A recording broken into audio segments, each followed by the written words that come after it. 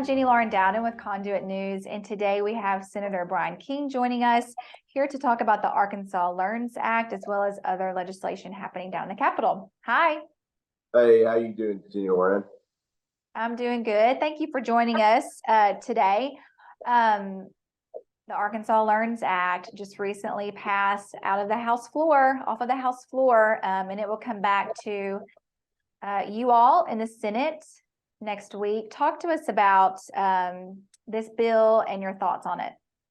Yeah, and I mean, it's been something we talked about before. I'm glad as somebody that supported vouchers all the way back in 2006 when you couldn't even really begin to even talk about it without getting just obliterated.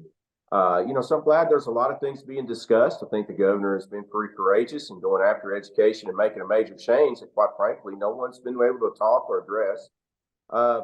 There are three main concerns about that I voted present, which I always say, people don't understand this sometimes, but, a lot of times voting present is like a stoplight. It's like red is stop, green is go, and present or not voting is caution. And a lot of my other colleagues use that too. And sometimes when you're down a few votes, like you get 15 in the Senate, you look and see 6 people didn't vote. 4 voted present. Well, you go to those to see if you can't, get the votes back or negotiate or something. So, but anyway. Well, but we don't score. That we don't score it that way. Yeah, I know what she's saying. I mean, usually it's a no vote, and I get that, and that's what it is. It's a not voting for it in advancing the bill. And I'll say I had 3 major concerns. Number one is the spending. I mean, they're counting on new money coming in, revenue. We're in tough economic times. I think, things are getting tougher. I know in the farming economy, it's already tough and going to get tougher. I think the economy right now with inflation, shrinkflation, supply side, that eventually, as we're already seeing, things are slowing down. I mean, so there's a big concern about that. How do you pay for it in year 3, 4? I don't see that no matter how noble it is or you're for it, if you can't pay for it, and increase in new spending at this time is concerning no matter what noble it is. There were a lot of questions that I had on that I'm very cautious about, and a lot of the things they say we're going to promulgate in legislative council and rules and regulations. Those things need to be mostly on the front end, and they were not. And so, it's just been very concerned when you have the rug pulled out from under you and things that gets promised, just vote this, get it out, and you don't know on the back end. So, I'm very, very concerned about that. The impact on rural schools, not all these schools are Bentonville and Fayetteville that have a lot of money flowing through them. The public schools in my district have a lot of good working people trying to do the best job they can with what they get handled. Is the biggest reason and challenges in education. And I understand in other parts of the state that that's not the case. And so, getting rid of the dismissal act is a good thing. But I would say the second thing is on the voucher part. And in 2006 on the voucher part, my position always was that the, payment, the reward, or whatever you want to call it, should be on the accomplishment end. Meaning, like if a kid gets a 30 on the ACT, then they get it. I'm concerned about the voucher part going out here and getting started. Not that some of these people won't have good intentions in what they want to do, but I just think it needs to be on the back end. And the best example I can use is like I can see a college over there where public money went to there. A lot of legislators were involved in it. We had the corruption out of it. We had the cover-ups, and we still have a cover-up today about where the money went. And so I'm worried about that as far as, doing this voucher part on this. I do like the ability that it allows people the freedom and decisions. I'm for that. Just needs to be on the back end. I do think that there is some things to be, that this bill is being rushed a little too fast. I don't think in 2 weeks or 2 months, basically, the vote change is going to be different. The only thing about slowing the process down, I do think if you're going to make changes on it, like I said, in the rules and regulations, or you're going to make changes on the voucher thing to have accountability on the back end, then it's got to be stopped now, because once the horse gets out of the barn, as we say here on the farm, once the genie gets out of the bottle, it's very difficult to do anything about it. So those are the main three concerns that I had about the bill. Is I just really right now have a policy that state government, as overspending as it is, should not have any increase at all during these economic times and what we're facing. And it doesn't matter what policy is. It doesn't matter if Bryan King comes up with an education plan. If it's counting on new money and it's counting on future growth, then without a way to pay for it, then we shouldn't do it. I sit there and ask on the Senate floor, if you're going to increase government spending 150 million in education, you ought to decrease it in another place. We should have no increases in spending in state government with this budget. And this just crossed the line with that. Well, then talk to us then. What would you have liked to have seen this bill include? Or you mentioned the vouchers. You believe that it should be on the back end. You have questions about the funding. Well, then what could be done with this bill for you to vote for it?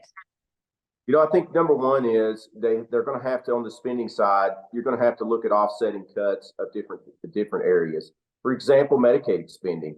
I mean, all the promises and everything we went through in 2013 to expand Medicaid, none of them came true. A lot of people, it's done some good things. Anytime you shove a bunch of money into, it's made a lot of people rich. Big insurance companies have profited greatly off the taxpayers. A lot of legislators have profited off of that. So my thing is there should have been corresponding cuts. I have a bill in public health that's going to be heard that moves Medicaid expansion from the insurance scam, Medicaid expansion, to just regular fee for service, which would be less money, less cost, less spending.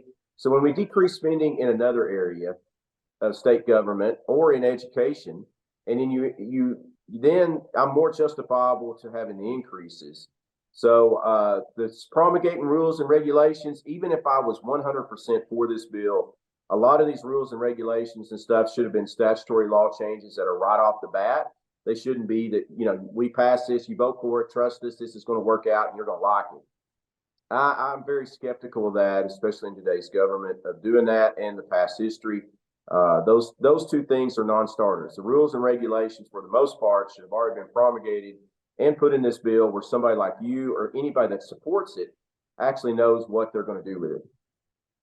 So it will come back to the Senate, as we mentioned, with the amendments for y'all to vote on it before it goes to Governor Sanders. Are you saying that you're still going to be a present vote? Yeah, I'm still looking at everything. I mean, I know down there nothing's done until it's done. The chance of, with the votes that it has of somehow being struck down in the Senate and having to be amended and changed, very unlikely. But this debate and battle is pretty well done on this bill. The next battle is going to be what changes can be made in the chaser part afterwards.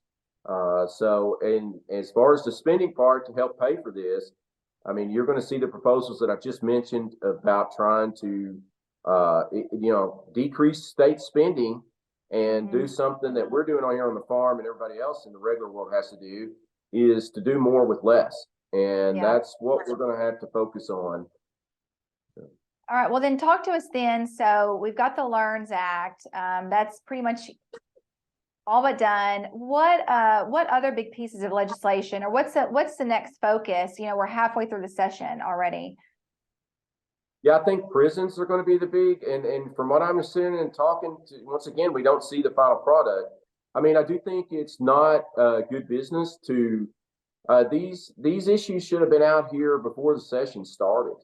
We don't know the prison part. If you're talking about something that's going to cost in 4 or 5 years, $1 billion, then these details should have already been out and discussed. We're at week, 7 in the session? And we've yet to see week 8, yeah. I mean, that's just unacceptable to me. You wouldn't pop into your house and say, hey, Miss Dowden, do you want to sign on to this 5-year, $1.3 billion plan? And, you've got a week to look at it. Well, of course not. Yeah. So that's one thing that's making me a big skeptic of this whole process and the way things are going.